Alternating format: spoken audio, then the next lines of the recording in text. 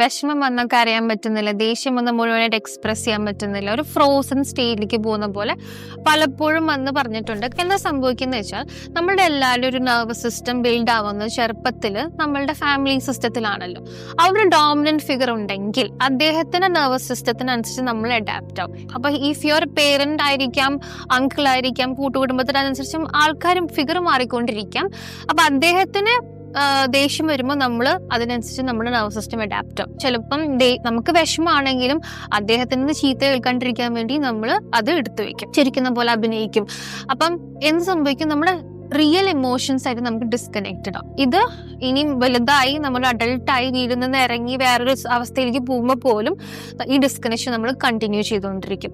ഇത് നമ്മൾ ഹോമിയോസ്റ്റേറ്റസ് ആണ്. അപ്പം നമ്മളുടെ സേഫ്റ്റി പോലും നമ്മൾ ഡിഫൈൻ ചെയ്യുന്നത് ഇങ്ങനൊരു എക്സ്പ്ലോസീവ് ഡോമിനന്റ് ഫിഗർ ഉണ്ടാവണം എന്നുള്ളൊരു അസോസിയേഷനിലാണ്. ഫോർ എക്സാമ്പിൾ നമുക്ക് കാണാൻ പറ്റും, ഒരു കല്യാണം ആണെങ്കിൽ പോലും നമ്മൾ നമ്മളുടെ പാർട്ട്ണർ സെലക്ട് ചെയ്യുന്നത് നമ്മളുടെ ഹോമിയോസ്റ്റേറ്റസ്, അതായത് നമ്മളുടെ നെർവസ് സിസ്റ്റം ഇങ്ങനെ എപ്പോഴും ആങ്സൈറ്റി അല്ലെങ്കിൽ ഇങ്ങനെ ട്രിഗേർഡ് നെർവസ് സിസ്റ്റം ആയിട്ട് എക്സിസ്റ്റ് ചെയ്യാൻ വേണ്ടിയിട്ട് ഇതേ ആ ഡോമിനന്റ് ഫിഗറിനെ പോലെ ട്രേറ്റിലായിരിക്കും നമ്മൾ അട്രാക്ട് ചെയ്യുക.